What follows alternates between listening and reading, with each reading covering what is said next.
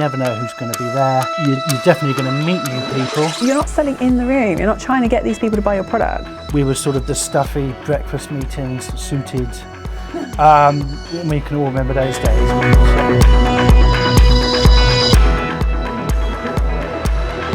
Hi everybody, welcome to Business Voices TV episode about networking.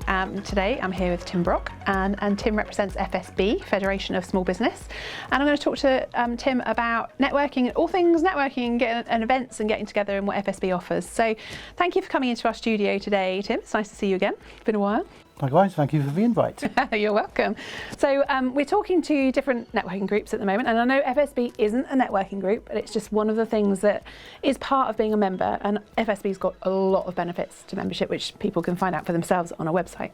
But the events that you do run, what sort of people would attend these, and what's the purpose of those events for you? Interesting, the events we run, because obviously I do a lot of networking outside of FSB as well, and talk about really the differences. But with FSB, I always call them probably slightly more random, in that whilst we have local geographical ones, anybody anywhere can come. Sure. To one of our, so the Hampshire meeting might attract people from Edinburgh, Liverpool, Manchester. So really, who attends? Small business owners, and it's a weird and wonderful variety of people. Unlike other networks where it's about relationship building with a group of people. With ours, really, you come in, you never know who's going to be there. You're definitely going to meet new people. Yeah. And hopefully a proportion of those you meet, you will want to continue the conversation afterwards, but we don't publish delegate lists beforehand. We don't publish them afterwards because we're quite keen on GDPR. Yes. So it really is quite random. So short, sweet. We have focus. We have format. Most of them. Yeah. So even for beginners, your kind of we hold your hand. It's not too daunting. Yeah, yeah. And the events are quite themed, aren't they, when you run them as well? You've usually got speakers, I think, haven't you? Well, it was different. I mean, we have online. It's funny, pre-COVID, we were sort of the stuffy breakfast meetings, suited. We can all remember those days, which appealed to sort of professionals, not necessarily everybody. Post-COVID, we are online. We've kind of stayed online, but also in person. So yes, I get involved in our local online event once a month, but also I organise my own in-person one once a month. Different formats. Certainly the online is more breakout rooms. We have a 10-minute speaker. Okay. And that's usually, we try and keep that local. So if someone from Manchester does join us, we make no apologies that you might be hearing about Southampton University. Okay. But then we did say actually that Manchester University has probably got doing the same as Southampton. So you're still going to learn what a university does with business. And then with the in-person ones, it's quite a unique format where we don't expect people just to talk all the time. They can talk and meet a bit before. We then have sort of two speakers doing about 20 minutes each, and then more talk afterwards. So it's not just talk. You know, there's a bit of a break. Hopefully you're going to learn something. We are quite topical. Okay. And we tend to have good speakers because that's important. We've all been to events where you have rubbish speakers. Absolutely. And I'm and then you're thinking, why did I come to this? Yes, so I'm very keen on good. You know, if you're going to go and you're going to listen to someone, you know, it's time, isn't it? Yeah, you know, time's important. We give time. So I like to pick good speakers, relevant speakers, and they work well. Yeah, okay. So for people that maybe new to networking, maybe they haven't even put their toe in, do you think that coming along to an FSB event would be a good starting point for them? Because there's not going to be that much pressure on them, is there, to do 60 seconds and all that stuff? No pressure at all. Firstly, also no payment either. I mean, they're free. Even better. If we look at the online ones, what we're doing 100 a month around the country. Wow. So there's no point, you know, if you're busy on Thursday, there's going to be 5 on Tuesday. Oh, wow, okay. So you can I didn't realise it was that many. Yeah, you can dip in, dip out. Obviously, local is better. And sort of Hampshire, Dorset ones, yes, we're once a month. But most days there will be a couple of events you can go virtually. I do a Southampton in person. But no, you don't have to pay. You've got a book. We give our events away for free. But no, and they tend to be small business focused. Right, okay. So as a starting point, and I think any networking, we're all different, and I think you get out and do them all. When we get a bit more down the line, you've got to be choosier because you can't spend all your time networking. But I think when you set out, just put your toe in the water with all of them. Okay. You certainly don't be paying anyone £1,000 on the first day to do something. Yeah, you need to test and measure these things, don't you? Yeah. See, and also you need to get it's not the pitch, right, you do need to get your pitch right, but it's more about understanding how to network, right? Because you're a seasoned networker, and this is how you get your FSB membership sign-ups, isn't it? Mostly through networking. You don't really do any paid advertising, do you? No. So as a seasoned networker, what are your top tips, do you think, about how you should behave at networking? That's a good question. Lots of things. I think being prepared and planning. So what is, where is it? What is the format? If you can get a delegate list beforehand, great. If you can research your delegate list beforehand, work out the people you want to meet, because if you've got 20, 30, 40 people in a room, you're not necessarily going to have time to meet them all. Sure. So certainly, if you do pinpoint somebody that you want to meet, is it you can then speak to, I guess, the runners of the group and say, I really want to be introduced to blah, blah, blah. A well-hosted network event will have that. Right, okay. But it's always worth just seeing, if you get hold of a list, and some people give out a list, just see who's who. Yeah. And work out, who would I like to talk to? Again, you never assume there'll be other people there who do something completely weird, but actually they probably might be the best contact. So you never preclude people, but if you can narrow it down, have a plan. What's the format? What are your objectives? And we talk about sales, but actually there's so much more benefit to networking. Certainly when I talk to small business starting, I think that the biggest bit of advice I give everyone is just find a tribe, find people. If you're working on your own, it's lonely. Yeah. You can't bounce ideas. You're so right. The most important thing is get out there, and you get out there by networking, or there might be a free marketing course. Go there, because that's still networking. Yeah, you're so right. The loneliness piece, I think, is quite, getting people to network on that basis, because I think a lot of people misunderstand. They go to networking and they try and sell their stuff to everyone in the room. And us seasoned networkers, we see them coming a mile off, don't we? We think, and they're so distant from you. They start a conversation. You're clearly in that space where you're giving off that vibe of, don't try and sell to me, mate, because I don't buy just by meeting you. They sense that. They switch off. They start looking around for someone else to talk. They're not even engaged in the conversation. That person probably won't get very far in networking, will they? They won't. And even if you're not seasoned and someone's just there talking at you, you think, you're not going to enjoy that You're event. not even listening to me. No. Because we want people to show interest. We should show interest. We should ask questions. We should offer support. And that support's not about necessarily what we do. It's like, okay, I know someone who could help with that. Yeah. Are you looking for a website? I know a few designers. So it's always, with me actually, it's just being open to that opportunity. I'm also very nosy. That helps. Be nosy. But I think is, develop a rapport before you even mention business. I mean, I do agree with that, actually. I think I always open with, so what do you do? Because then I understand how I can converse with this person.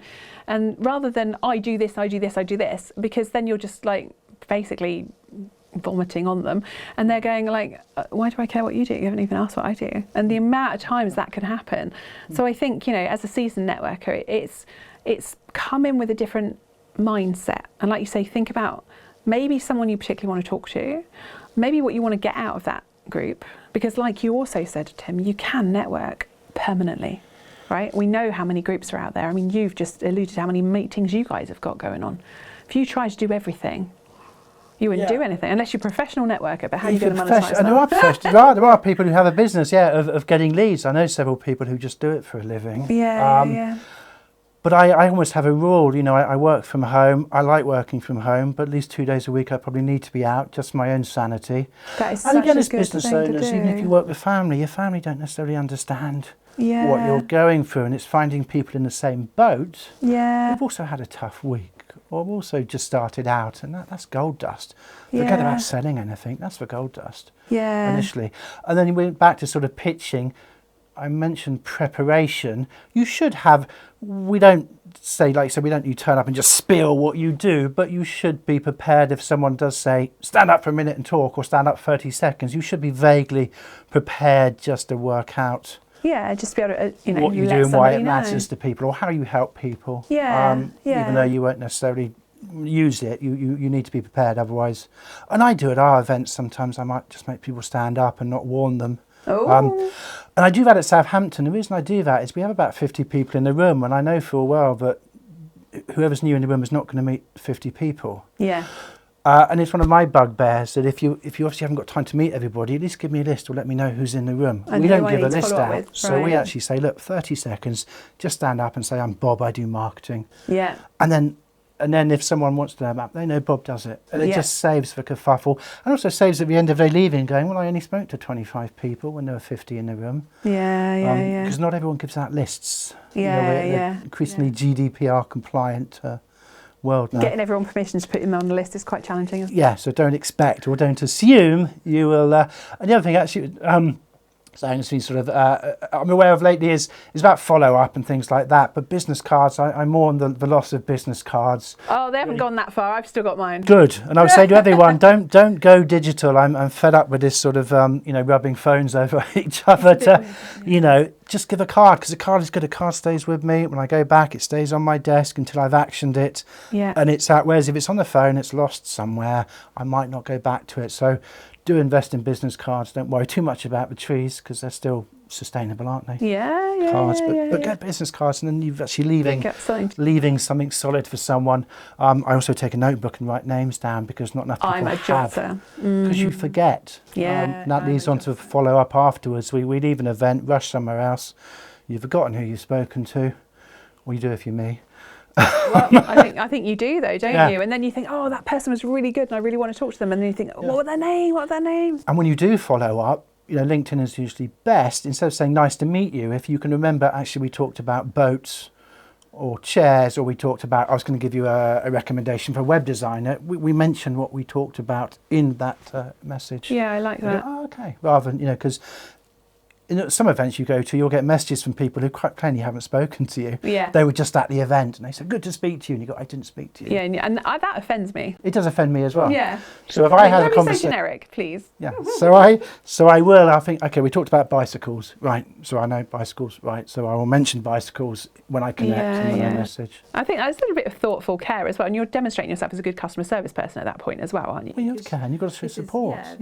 So what I think I really like about this is that we're doing networking piece. Now, FSB, we're talking more about events, but at the events, there's the opportunity definitely for networking. But it's not your typical structure of your 60 seconds every time, not your typical 60 seconds every time, and not necessarily a referral network, but what you're talking about is where people are going to these events, you will see the same people again, you will do your follow-ups afterwards, you will speak to interesting people, because you're not necessarily in there sell, you're in there to build these relationships, and then you take those relationships forward. So it is still networking, but it's not put into that box of this is the standard, this is what you do, this is how much it costs, this is what you have to offer, you are scored on this system, you have to do this many referrals.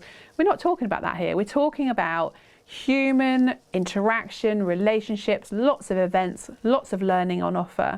I think that's a really good offering for people. And more important than ever, that more of us are working from home and more people are starting businesses. Yeah. 10 years ago, it probably wasn't. You do the chamber events and probably our events where you'd put a tie and a suit on and march down there. But now there are generally lots of people working on their own. Yeah. You don't have that support. No. Which is why I said, don't get too engrossed in sort of the sales. It's a incredible support now. If you do it right. Yeah. And again, the idea is to follow up afterwards, and anybody who sells is not going to get a follow up. But they're few and far between, actually, I like to say. I think so. Because most people get it. You can read see them the coming, room, can't you? And you say to people, they read the room. Read the room, yes. Work it out. Yeah. And don't sell. You're not selling in the room. You're not trying to get these people to buy your product. You're trying to get these people to know who you are, and so that you know who they are. Yeah, and think he's interesting. We'll follow that up. Yeah, for sure. And if that rapport's not there, you're not going to get business off them. No. At all. And it's funny, isn't it? I was thinking about sort of appearance and what you wear, and that's a funny one, isn't it? Because I'm almost allergic. I mean, suits, isn't it? I mean, when did you last wear a tie? Probably a funeral, I might wear a tie, or a wedding. But we're not wearing so many suits anymore. So if someone turns up in a suit, it's funny, isn't it? I don't know, you... Yeah. It's not again, a I'm common making thing, a crass, No, wrong right. judgment. I was thinking back on the networks I've been to recently, and I can't say I don't think I've seen anyone in a suit for a long time. Yeah. And mind you, it's been really hot. It has, but I think smart. But then again, you'll see people in tatty t-shirts and Bermuda shorts. Is that right? I don't... Think about how you want to present yourself, right? Yes. Yeah, okay, that's good advice. Okay, so how do people find out more about your events that are coming up, Tim? Easiest place is the FSB website. We have an events page, and you go on there and you can select by region or by type of event, and then you just book up.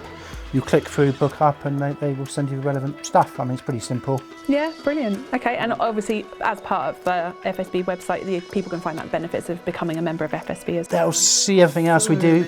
Yeah, I mean, we're most well known for events, but I say it's the only sort of, it's one thing we actually give away and doesn't really explain all the other stuff we do, which we've done for 52 years. But that's a long time, isn't it? 52 it is, years. But events are a good way to come and just. But we have a collection of lots of people, so just come along and meet lots of weird, wonderful people. Lovely. Okay, well, hopefully we'll see people at events soon. Thank you for coming in. And that's it. So check out FSB, and I'll see you at events soon.